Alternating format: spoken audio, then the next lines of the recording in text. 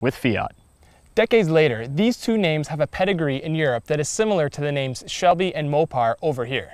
So it shouldn't come as any surprise to find their names associated with the latest in performance technology from both Fiat and Mini. So which one of these two retro-inspired hot hatches is the best?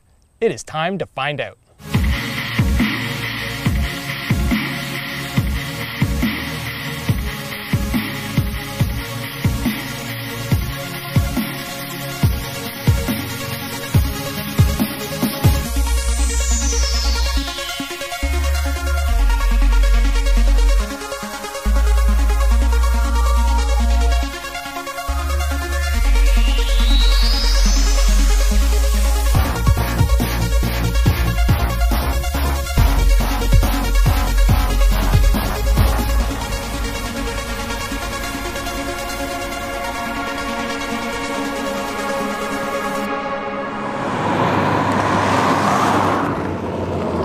The Cooper S is powered by a 1.6-liter turbocharged 4-cylinder engine that generates 21 more horsepower than the 500 and 7 more pound-feet of torque.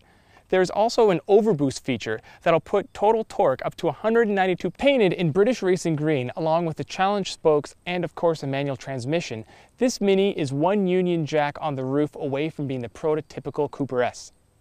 I really like the blacked out headlights and the dual pane sunroof, and by lacking any of the optional Mini racing stripes, this Cooper S looks more mature when compared to the Abarth.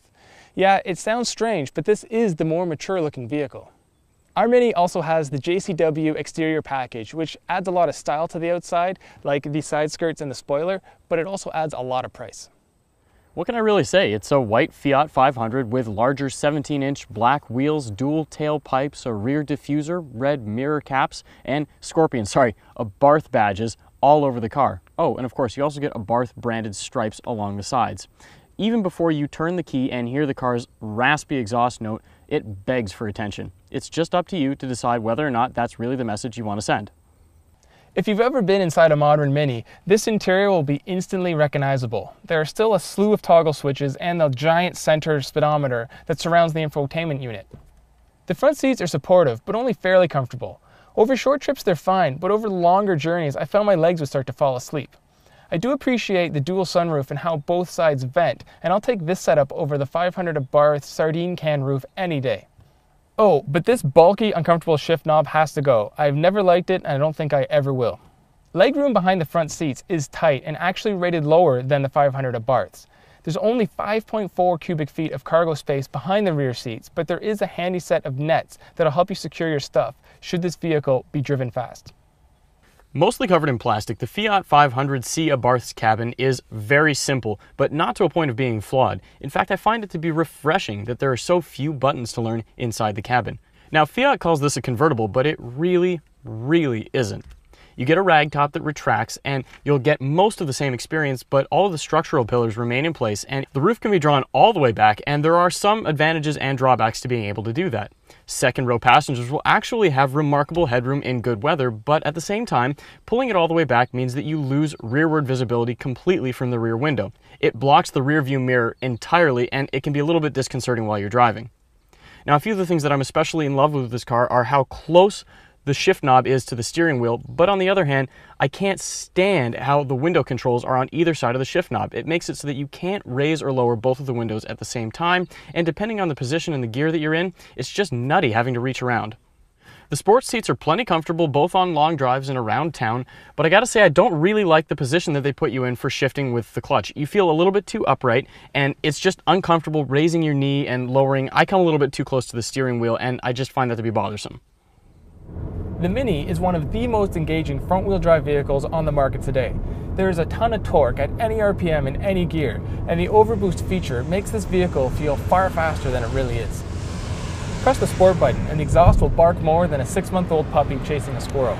If you time a 1-2 shift perfectly, it will emit such a loud pop that other drivers will be looking around to see what just hit their car.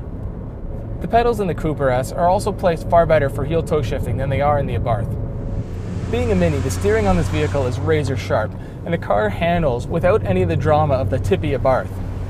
The downside to all this handling prowess is, of course, a stiff suspension, and like any Mini Cooper, this has a kidney-busting ride.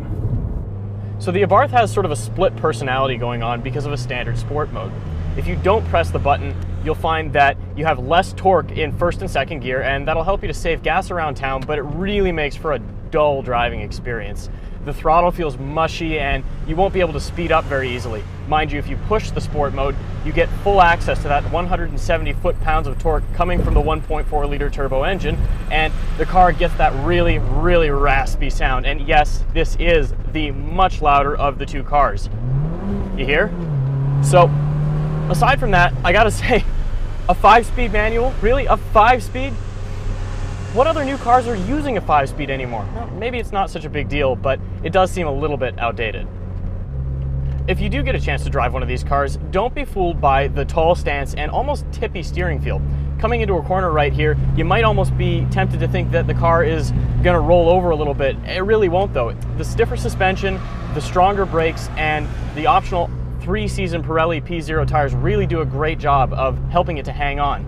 When you're in sport mode, you also get a stiffer steering feel, of course, but you know, one of the things that sort of bothers me about the car is that the brakes are really good, almost to a point where I'd like them to be a little bit softer, because around town I find that they're almost a little bit too grabby. There's one other thing I really want to point out with the convertible top.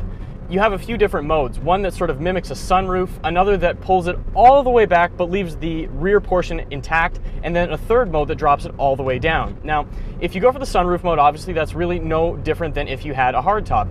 Pull it all the way back, and it's great until you hit a certain speed, and then you get a lot of wind buffeting. On the other hand, if you put it all the way down, like I said earlier, it completely blocks your rear view mirror, and that makes for some really scary situations on the road from time to time. Cooper and Abarth continue to take everyday vehicles and turn them into hot hatch monsters. With big turbo power, excellent steering, and sporty suspensions, these two vehicles are a ton of fun. The Abarth will charm its way into your heart with its unrefined, rebellious spirit in a way that most cars today just don't. It's like a boxer puppy. It's always got energy and it's ready to play. But the Mini Cooper S is just as fun, easier to live with, more comfortable to drive, and gets better gas mileage. And that is enough to win this comparison.